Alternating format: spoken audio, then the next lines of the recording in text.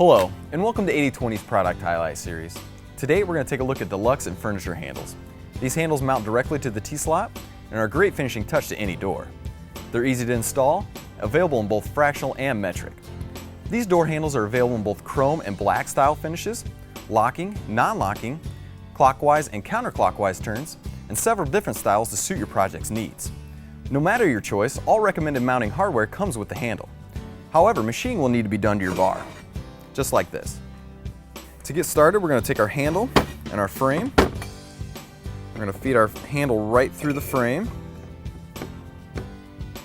Take our bolts and feed those through. We'll go ahead and tighten those down. And once we have those tightened down, we're going to move to the inside.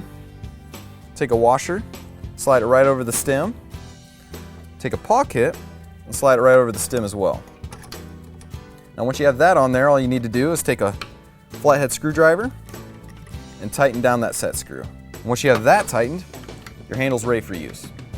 Now one last thing you may want to consider is an additional handle for the inside. Simply loosen this little set screw on it, slide it onto the stem. You'll go ahead and tighten down that set screw and you'll have a handle for both sides of your frame.